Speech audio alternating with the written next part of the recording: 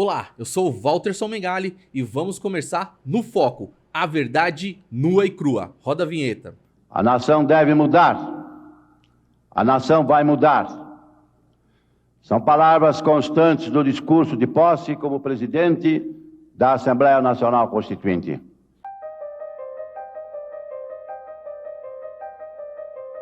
Nem o município, nem a educação, nem os fundos de desenvolvimento, nenhum deles perderá nada.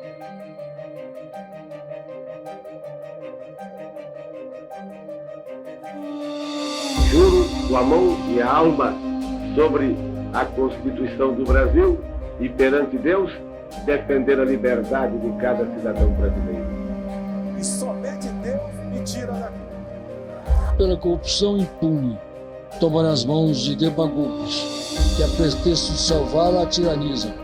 Não roubar, não deixar roubar, pôr na cadeia quem roube, eis o primeiro mandamento da moral pública. Por favor, me ajuda. Olá, eu sou o Walterson Mengali e vamos começar no Foco. Você que ainda não se inscreveu no nosso canal, se inscreva, curta e compartilhe. Hoje, a nossa convidada é Fernanda Henrique, 37 anos, atriz, educadora, presidente também do Diretório Municipal de Ribeirão Pires e também faz parte da Associação de Cidadãos Artistas. Além disso, né, tem várias outras atuações que a gente vai decorrer durante o nosso bate-papo. Tudo bom, Fernanda? Tudo bem, Walterson. Primeiro, queria agradecer o convite de estar aqui no Foco. É muito bom poder trocar essa ideia, né? Participar desse programa é uma honra. Obrigada pelo convite. Legal. E lembrando que eu sou o Walterson, né, um homem branco, com barbas, cabelos escuros, olhos claros. Estou com uma blusa meio azul e nós estamos aqui no nosso estúdio. Eu sou uma mulher preta, né, de cabelos curtos, cabelos black, encaracolado. Estou usando uma roupa colorida com a predominância verde, mas também tem tons roxos e laranjas também. E estou usando um brinco vermelho de coração. Legal. Fernanda, vamos, né, começar aqui. Quem é a Fernanda? Conta um pouco pra gente de quem é a Fernanda Henrique, essa mulher guerreira, de fibra, né, que faz parte de tantos movimentos sociais em Ribeirão Pires. Desde que eu sentei aqui, né, Walterson, estava pensando, né, o que falar sobre a Fernanda Henrique, né? E aí foi me vindo aqui na lembrança, né, a criança que fui. Legal. Porque é isso, a gente se torna, né, os adultos a partir da infância que tivemos. Eu sempre fui uma criança muito curiosa, né, uma criança muito atenta, muito observadora.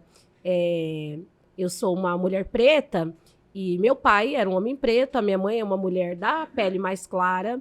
E eu lembro que em casa meu pai ensinava a gente desde muito pequeno, né? Ele chamava e falava assim, se alguém perguntar na rua por que você é tão preta assim, você responde que é porque você parece com seu pai.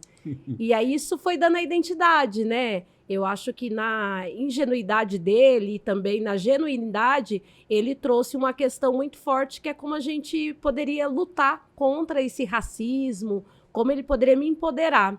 Então, eu fui essa criança que cresceu tendo orgulho da cor da pele, que cresceu tendo orgulho do tamanho do cabelo, do volume, né? Eu tenho uma foto quando eu era muito pequena, no prézinho ainda, que antigamente, né? Não era jardim, era prézinho. Então já falo um pouco da idade, né? Nós somos da mesma geração, tá? Temos a mesma idade, então participamos quase... Então você vai me entender. Lá no prézinho eu tenho uma foto, eu com o cabelo super armado assim, uma florzinha bem pequenininha no cabelo. Então fui essa criança que sempre fui muito empoderada e sempre tive muita coragem de me colocar. Eu não tinha muito receio não de perguntar, de saber, de falar o que eu pensava. Tanto que lá em casa eu sou conhecida como a nega da verdade, né? Tá certo. Porque eu sempre me posicionei... Por isso você tá aqui, no Foco. A verdade nua e crua. Eu sempre me posicionei e também sempre fui uma criança que compartilhei muito com os outros, né? Então, acho que isso me tornou um pouco essa pessoa preocupada com o coletivo. Então, bacana. Eu sou essa pessoa que adora estar no meio das pessoas. Eu sou de uma família, né? Eu fui por muito tempo a mais nova, de 5 irmãos. Agora, depois, quando eu tinha 9 anos de idade, chegou a minha irmã adotiva, a Paloma, Então, em casa, nós somos em 5 mulheres e um Legal. homem. Então, vem dessa realidade também, né? Onde as mulheres lá em casa, né, sempre esteve em maioria, sempre se colocou. Meus pais sempre trabalhadores, né? Meu pai foi motorista de ônibus, Foi um sindicalizado. condutor, né? Foi um dos Condutor, condutores. exatamente. Ele teve aí 30 anos de janela, como ele falava, né?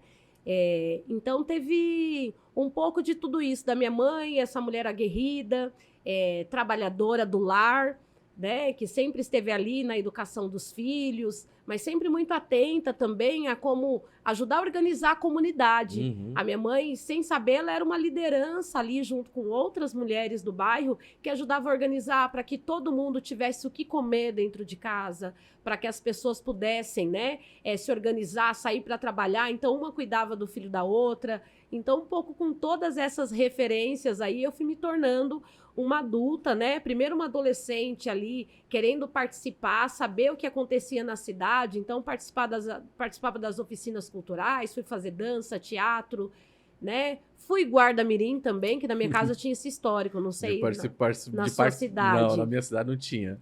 Na minha cidade tinha.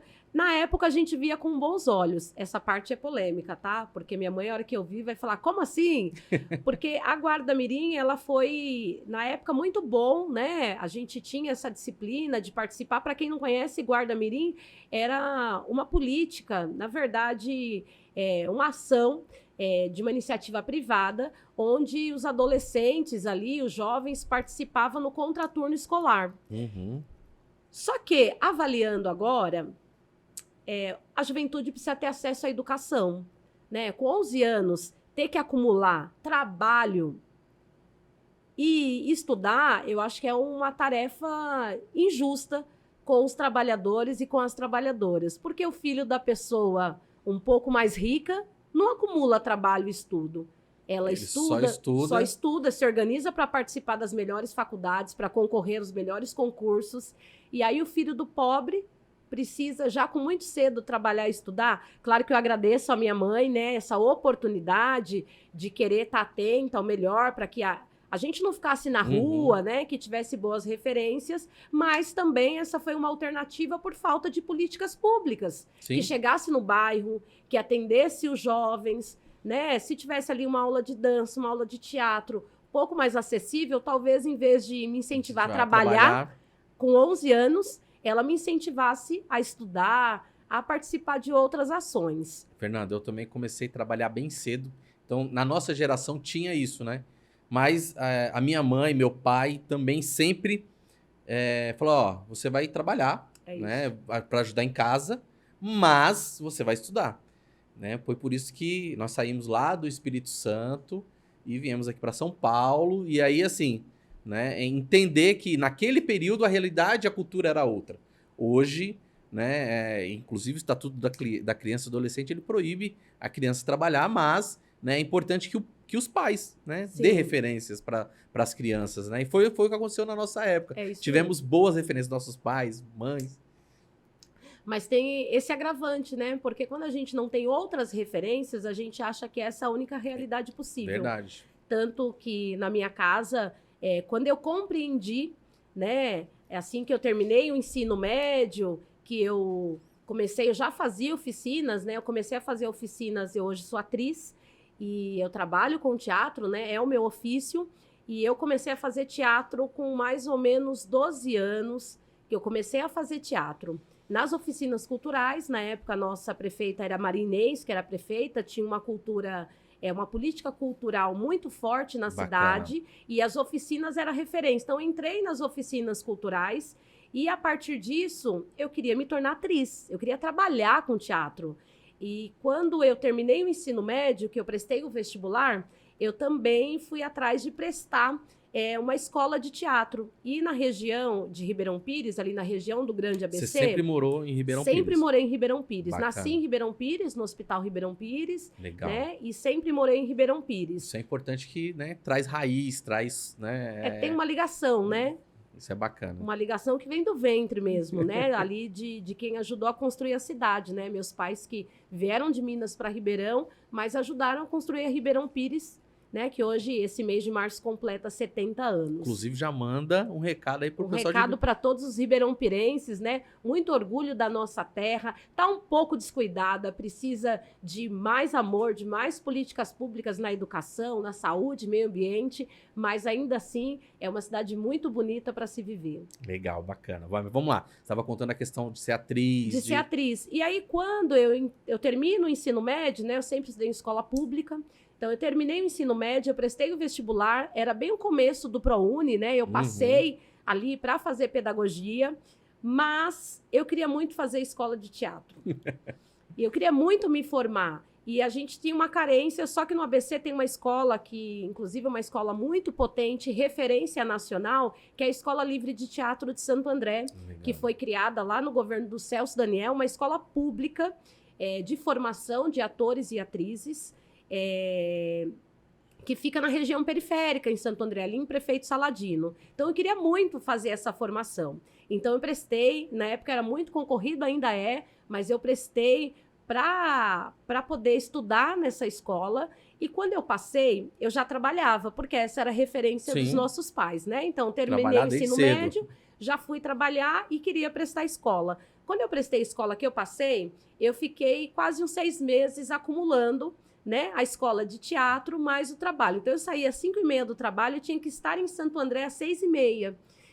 E aí eu comecei a perceber que eu não dava conta de ler os conteúdos, de me preparar, de organizar a cena para apresentar, de ler os livros que eu precisava, porque o estudo não é só estar na sala de aula. Exatamente. Né? A gente precisa ter o tempo para estudar, para pesquisar. Eu precisava vir pesquisar aqui na Biblioteca da Vergueiro, no centro de São Paulo. Não tinha essa tecnologia que tem hoje. Não tinha toda essa tecnologia. Eu precisava ensaiar cenas com os meus colegas de escola. E aí eu conversei com meu pai, que já era aposentado na época, e negociei. Já fui para a negociação, que até dentro de casa acontece a negociação. Tem combinado, eu né? sugeri para ele que, se era possível, com o dinheiro da aposentadoria dele, garantir o meu transporte para que eu pudesse sair do trabalho e só estudar. Que eu iria me contentar pelos próximos 3 anos, que era o tempo que tinha a minha formação de atriz, ao ter o dinheiro da passagem, para que eu pudesse, de fato, mergulhar nos estudos, para que eu pudesse, fato, me dedicar. E era uma escola muito exigente, é uma escola muito exigente, com conteúdo muito aprofundado. Fernanda, por muitas vezes eu me peguei na escola ou na faculdade, né, porque eu trabalhei no período da escola e também da faculdade, né, dando aquela pescada e a professora, né, chamando assim, Walterson, vamos acordar, né? E aí falou, professor, eu tô um pouco cansado porque, né, diferente de outras pessoas que tiveram a oportunidade de só estudar. É isso. Né? Nós que viemos de famílias humildes, que trabalhadoras, a gente teve que fazer essa jornada dupla, né? Mas legal, vamos lá. E aí eu negociei com meu pai, eu como a caçula, né? Meus irmãos falam que os caçulas sempre têm a vantagem, né? Eu negociei com meu pai e meu pai compreendeu que era importante que eu me dedicasse, né? Expliquei como que era a escola, o que eu tinha que fazer no período quando eu saía da escola. E aí meu pai topou a financiar o meu transporte, que era essa negociação, né? E aí, claro que para os meus irmãos, os outros 5, foi mais difícil compreender, né? Porque rolou, eu sempre tive, eu fiz faculdade, tive que ir trabalhar. Falei, mas vocês nunca... Primeiro porque o pai não era aposentado na época de vocês, né? Eu tô olhando para a realidade. Então, teve toda ali uma reunião de família para que eu pudesse... no combinado, Fernanda, só estudar.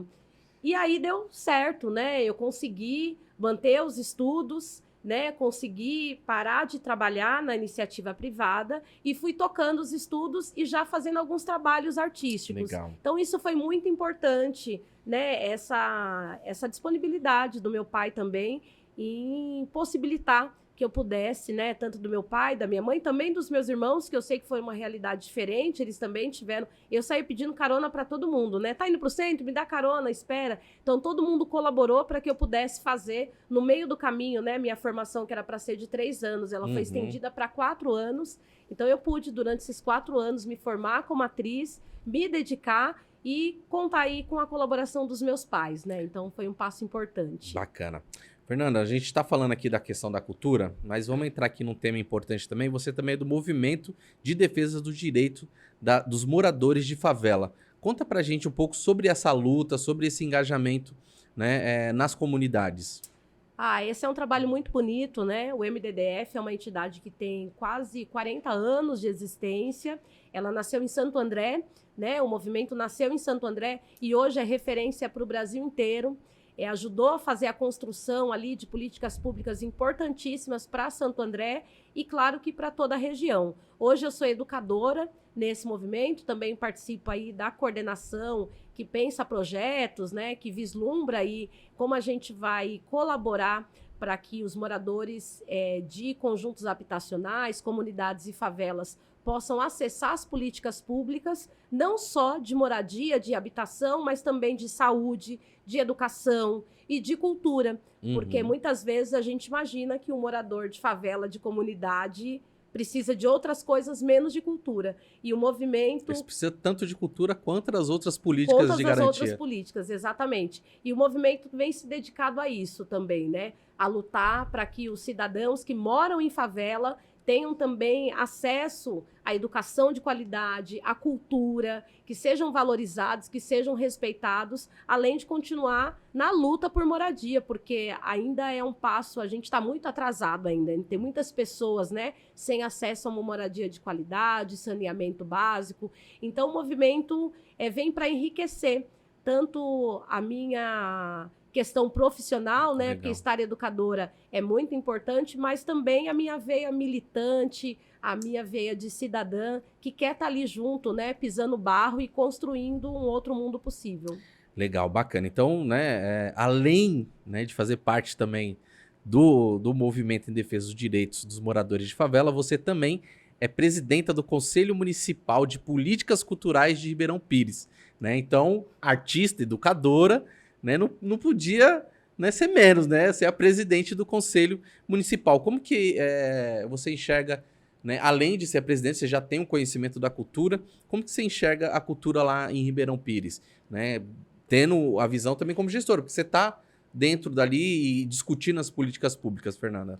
Tem sido muito desafiador, Walterson. Eu já participo, né? Já participei de outras gestões dos conselhos de cultura, ainda quando era só Conselho de Cultura, e junto com o Sistema Nacional de Cultura, a gente lutou muito para que o município também fizesse adesão, né, ao Sistema Nacional de Cultura, criando o seu Sistema Municipal de Cultura, e com isso implementar o Conselho Municipal de Políticas Culturais, que vai muito além de ser só um conselho de cultura. É um conselho para pensar políticas públicas para a cultura.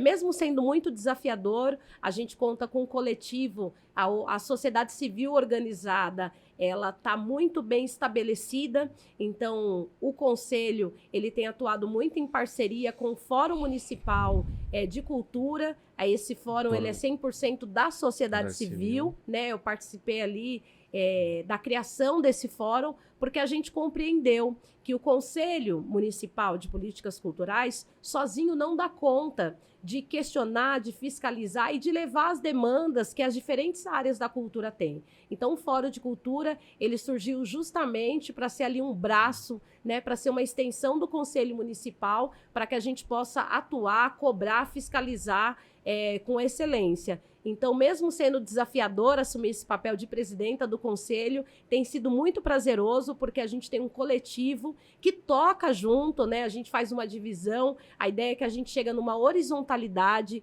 de atuação para que, de fato, a cultura ganhe. Então, tem sido muito prazeroso. Claro que o desafio maior, hoje a gente tem uma gestão que dialoga muito pouco com a cultura.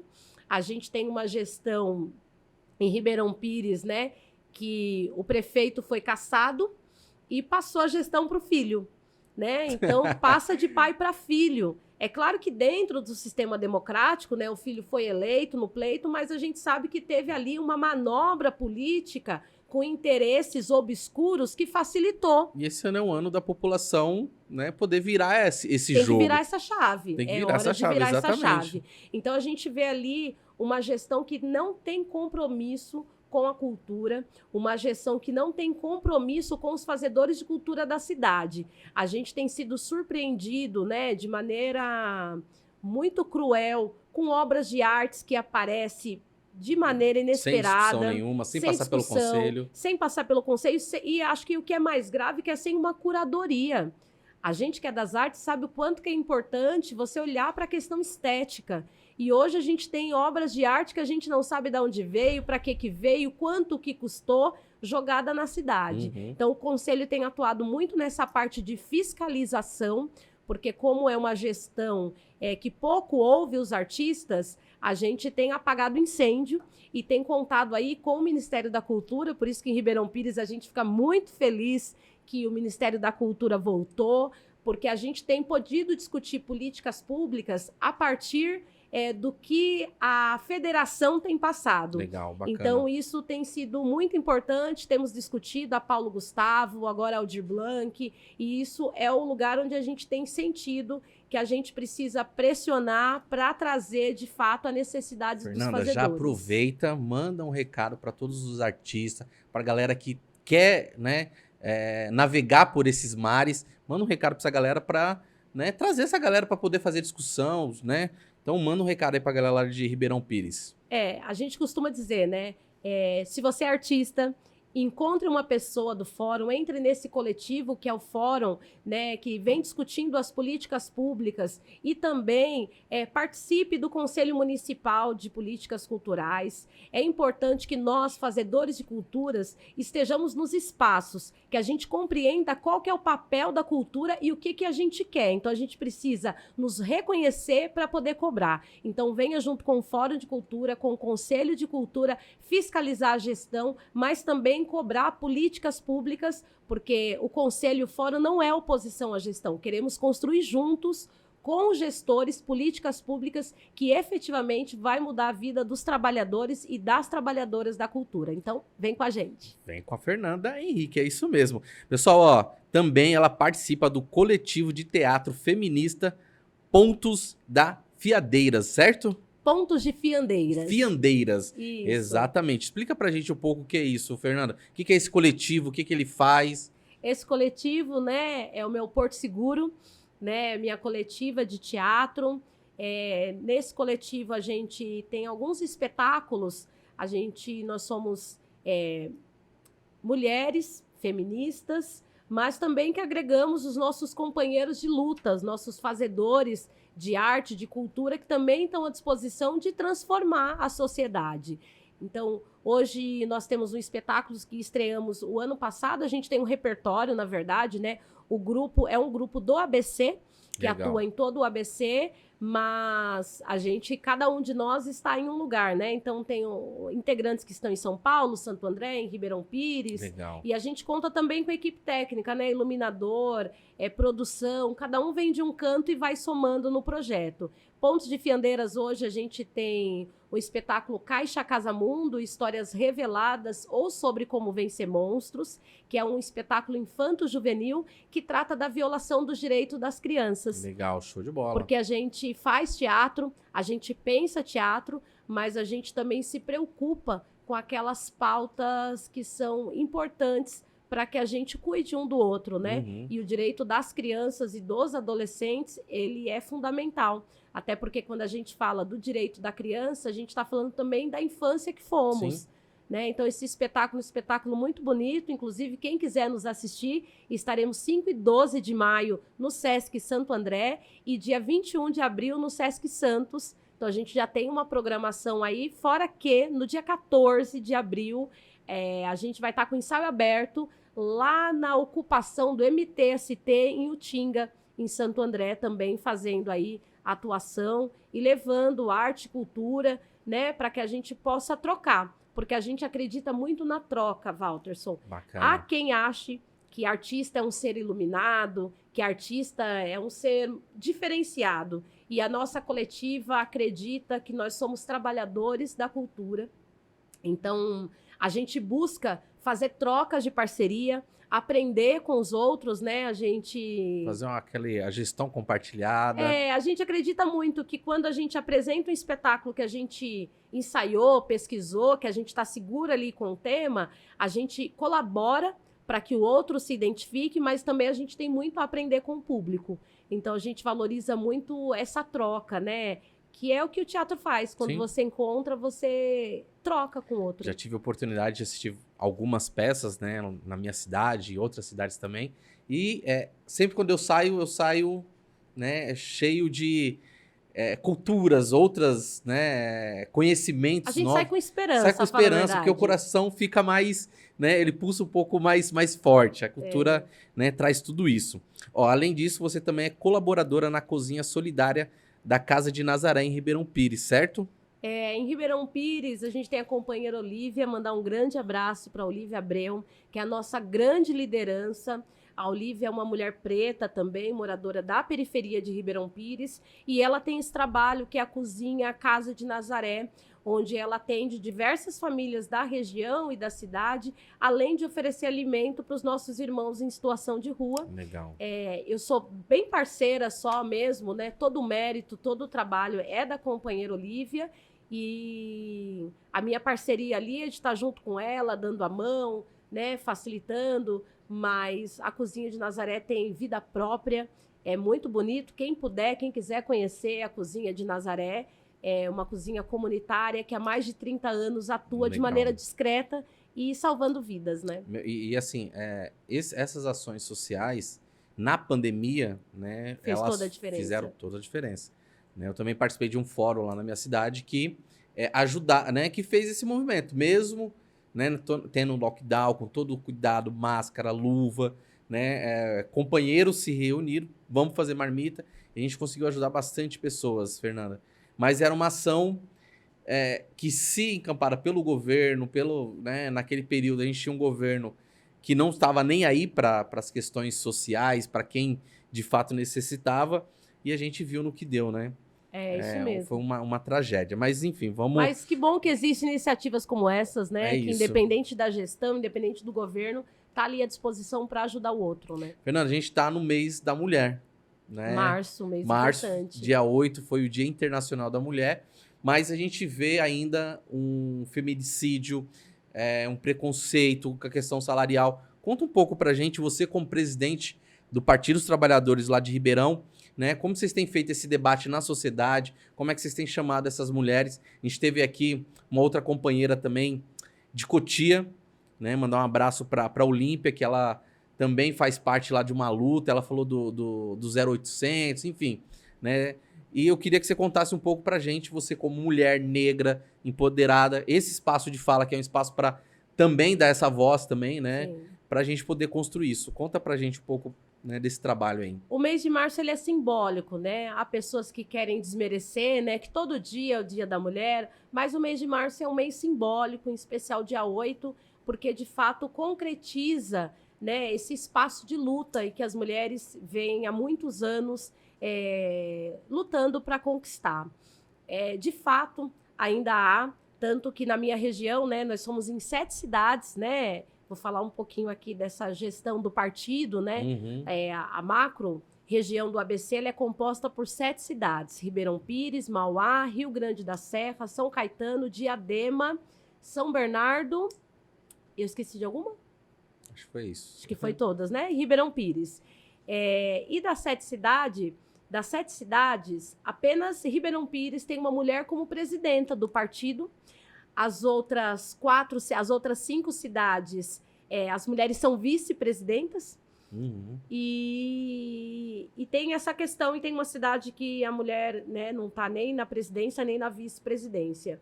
E a gente vê que ainda existe uma dificuldade para as mulheres estar nos espaços de poder e decisão.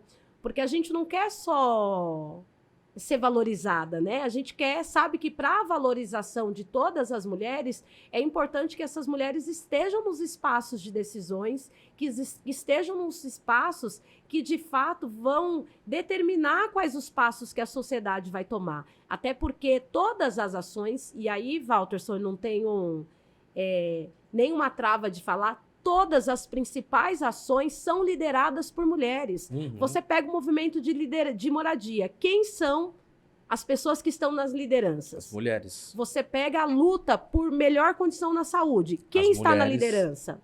As mulheres. Você pega movimento de cultura, mesmo lá em Ribeirão Pires, nosso fórum de cultura, ele é quase que 80% composto por mulheres.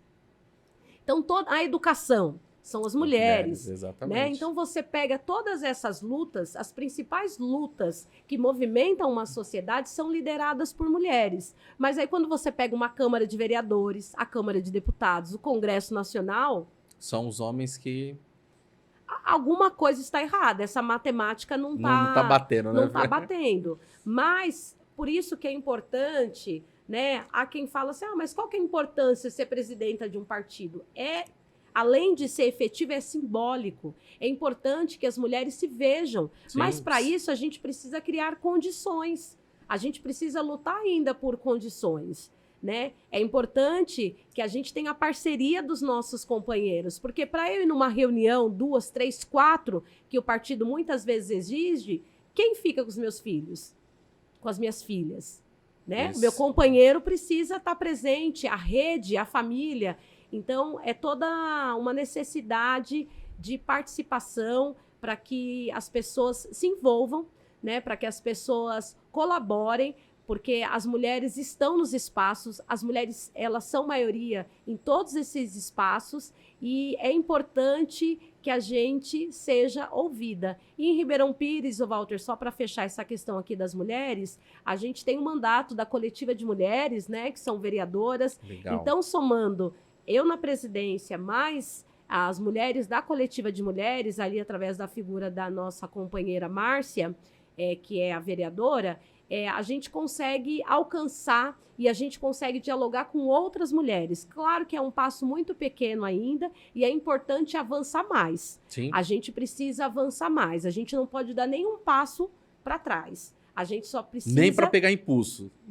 Acho que não tem tempo. Essa que é uma questão. As mulheres não têm tempo nem do descanso, nem para pegar impulso. A gente precisa avançar daqui para frente e sempre uma dando a mão para outra, né? Que a gente tem muita estrada para correr, mas já conquistamos muitas coisas também. Inclusive na região nós tivemos a Marinês foi prefeita 2 vezes, uma mulher aguerrida também, que simboliza toda a luta das mulheres. Legal, bacana. Fernanda, a gente já tá chegando aqui. Vamos falar sobre a saúde. Chegando ao fim? Já, nós estamos já Eita, quase meia hora de gravação. Mas vamos lá. Vamos falar um pouco sobre a questão da saúde. Olha, a saúde, ela é uma questão muito delicada, né? Porque ela é primordial. A gente, quando não se sente bem, a gente tem a gente se sente muito frágil e a gente quer se sentir acolhido, se sentir abraçado. Ribeirão Pires, a gente tem um histórico muito doloroso, que é o abandono da saúde e como esses políticos conservadores e perversos que se perpetuam no poder, eles usam isso como massa de manobra no ano eleitoral. Né? A gente tem uma realidade, a cidade de Ribeirão Pires só tem uma UPA, a gente não tem um hospital. E o prefeito Cassado, que passou a cadeira para o filho, que já foi prefeito lá atrás, e inaugurou uma UPA com o dinheiro do governo federal, na época Alexandre Padilha era o nosso ministro, ele inaugurou uma UPA dizendo para a sociedade que era um hospital, não terminou a obra do hospital, ganhou a eleição prometendo terminar o hospital, e o filho agora quer ir para a reeleição para terminar o hospital, que ele nem inaugurou, então você vê o descaso, né? A sociedade precisa tanto desse equipamento para salvar vidas e ver como esses políticos perversos têm a cara de pau de usar isso como alguma coisa eleitoreira, como se fosse possível cuidar da saúde desse jeito. Entendi. Então, Ribeirão Pires vem sofrendo muito com esse descaso. A UPA da cidade acaba sendo muito sobrecarregada e fazendo atendimento e tratamento que seria para uma estrutura hospitalar, e isso sobrecarrega os hospitais da região, né, como Mauá, São Bernardo, que acaba tendo que atender essa população, e a gente vê um descaso que, na verdade, deixa a população vulnerável. Então, é importante que esse ano de 2024 a população fique muito atenta, né, que compreenda o histórico das promessas e, de fato, abrace um projeto que olhe para a cidade de Ribeirão Pires. O bom de ter uma atriz aqui falando que você não precisa nem levantar a bola para ela cortar. Ela já levanta e corta a bola já ao mesmo tempo. Isso será é que bom. Isso foi uma bronca? Isso foi uma bronca, Isso é Walter? ótimo. Não, isso Desculpa, viu? Não, isso é ótimo. Fernanda, vamos falar sobre o transporte, né? Ribeirão Pires está, né, no ABC, que é um cinturão empresarial, um local ali de muito produção econômica, e a questão do transporte é principal, né? Então a gente tem várias vias que passa ali pro Ribeirão, e eu queria que você falasse como é que tá essa questão do transporte pra gente. Olha, o transporte de Ribeirão Pires, né, parece a pessoa vem aqui para ser pessimista, mas a ideia não é ser pessimista, né? A ideia é que a gente coloque os problemas para que juntos possamos pensar a solução. A nossa cidade é uma estância turística. Legal. Você já foi até Ribeirão, Já, você algumas conhece, é uma vezes lá. cidade muito agradável. Vizinha da minha. Vizinha ali, estamos junto, misturado. É uma cidade que tem uma qualidade ambiental muito favorável e o transporte deixa muito a desejar. A população que mora, em especial nas regiões periféricas da cidade, elas ficam sem conseguir a mobilidade. Primeiro porque a passagem, o valor é muito alto. Muito alto o valor da passagem pelo itinerário, pelo roteiro, né? Pelo roteiro que o ônibus faz. E, além disso, tem um agravante que isso parece até piada, mas você acredita que Ribeirão Pires, no transporte público, ainda é baseado no decreto da pandemia? Não mudou ainda. Não mudou nada. Então, são frotas reduzidas, horários de ônibus estendido por conta da pandemia. E a gente acha que isso, na verdade, é tirar o sarro da população. É uma Né? manobra Você não pro tem um governo. hospital de qualidade que atenda. A gente tem visto agora uma subnotificação, por exemplo, dos casos de dengue no município. Você já vê uma nova epidemia tomando conta e a gente ainda está lá atrás no decreto da pandemia. Então, os ônibus na cidade, eles têm um horário muito longo, são quase, depende da região, é quase 1 hora o intervalo de um ônibus para o outro num trajeto que não chega a 10 minutos. E paga um valor... E paga um valor absurdo. Então, você vê ali um descaso também, sem se preocupar com a qualidade de vida para o trabalhador e para a trabalhadora. Muitas vezes a pessoa precisa sair quase 2 horas antes do seu horário de trabalho, porque se ela perder o ônibus, ela não vai atrasar 10, 20 minutos para chegar no trabalho. 2 horas. Exatamente. Então, a gente vê um descaso também com a qualidade de vida do trabalhador. E é importante, o transporte está aí, a gente tem amadurecido na cidade, junto com o Comitê Regional contra o aumento da tarifa, a gente tem debatido também essa questão do passe livre, da tarifa zero, porque é importante a gente olhar para saber a realidade da cidade. E é importante trazer a população para fazer esse debate, né? Então já manda um recado para o pessoal de Ribeirão Pires para fazer parte desse debate, participar dos fóruns de participação popular, Fernanda. O Comitê Regional contra o aumento da tarifa, ele tem feito reuniões periódicas na cidade, ele é suprapartidário, mas também uma iniciativa ali da sociedade civil organizada, uma juventude muito empoderada, que tem dado tarefa, inclusive, para os partidos. Então, tira a tarefa, encaminha para os partidos, e enquanto liderança partidária, a gente cumpre essa tarefa para dar essa visibilidade para quem está na luta. Então, você que é contra o aumento da tarifa, você que está de saco cheio de ficar tanto tempo esperando um transporte para você ir trabalhar, ir estudar, ir passear, é importante que você se junte à luta e que você identifique quem são os responsáveis pelo transporte de má qualidade. Que às vezes a gente xinga o presidente da República e não dá conta que é o prefeito, o empresário da cidade, que está se lixando, os vereadores que não cobram, fiscalizam. Né? Ainda a gente tem lá a coletiva de mulheres que sozinha tem feito oposição naquela casa, são 17 vereadores e só elas fazendo ali oposição. Não é fácil, mas com a população junto é possível fazer essa transformação. Fernanda, para a gente poder ir caminhando para os nossos finalmente aqui, moradia, né, em Ribeirão Pires. Como é que está essa questão? Você já participa de um movimento em defesa da moradia, mas eu queria que você falasse em Ribeirão. Como é que está a questão da moradia? Ribeirão Pires, por conta desse histórico, né, dessa cidade dormitório, essa cidade maravilhosa de se viver, e é verdade, o custo de vida é muito alto na cidade, né? A especulação imobiliária toma conta de uma tal maneira que para você comprar uma casa, um apartamento na cidade, o custo é muito alto. Mas, ao mesmo tempo, a cidade ela é feita das pessoas que moram ali, Que né? trabalham, que desenvolvem a região. Então, é importante. Hoje, a gente não tem uma política habitacional na cidade. A gente vê um descaso, inclusive, a fazer adesão ao Minha Casa Minha Vida, CDHU. A cidade, a gestão, em especial, né, atualmente, tem pouco compromisso. A última regularização fundiária que foi feita na cidade foi no governo marinês, e que o prefeito agora teve a cara de pau de entregar o título para os moradores, Falando mas que a luta foi feita lá atrás. atrás. Né? E foi a última luta realizada ainda no governo marinês, que deixou a gestão em 2002, 2003. Então, é uma situação muito complexa. Ribeirão Pires necessita de moradias popular, mas para isso é preciso que haja políticas públicas de moradias, políticas públicas voltadas à periferia, para que a periferia se identifique como região periférica e possa lutar para que a periferia também acesse os direitos da cidade. Legal. O que a gente tem visto é que as pessoas que moram nas regiões periféricas têm tido poucas oportunidades de acessar a cidade. Então, o nosso desejo é esse. Fernanda, quem quiser encontrar a Fernanda lá em Ribeirão Pires, quais são as redes sociais, quais são os canais que o pessoal possa entrar em contato lá com você? Eu estou no Facebook, Fernanda Henrique, também no Instagram, Fernanda Henrique 13 no Instagram.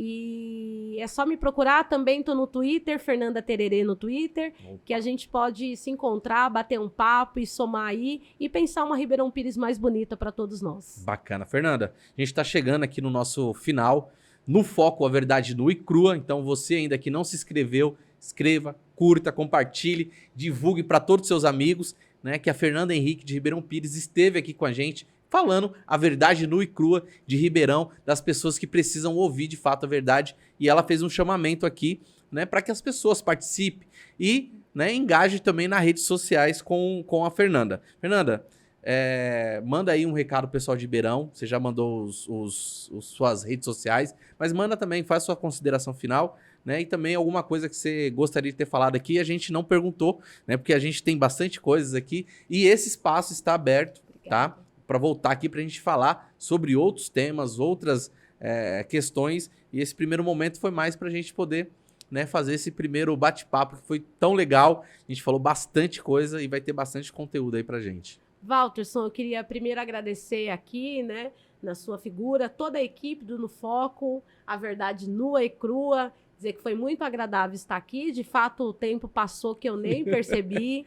Mas acho que o que queria deixar aqui para que nós, mulheres, possamos nos empoderar das políticas, para que a gente possa nos inspirar em Marielle Franco e para que a gente possa sair dessa zona de conforto e ir à luta, porque a Marielle Franco foi assassinada e a gente agora tem reconhecido quem foram os algozes de Marielle Franco, mas é importante que para que a gente possa levantar o nosso punho cerrado e dizer que Marielle vive, é importante que a gente tenha a Marielle viva em nós, para que a gente possa ser as Marielles que vão caminhar pelas ruas das nossas cidades. Então, se encoraje, mulher, e venha para a luta, venha somar, venha fazer a transformação que a sua cidade precisa, porque um outro mundo é possível e só depende de nós. É isso aí, galera. Fernanda, obrigado. Quero agradecer novamente e agradecer a todos vocês que estão nos acompanhando. Inscreva-se, curta e compartilhe. Até a próxima. Forte abraço. Obrigada.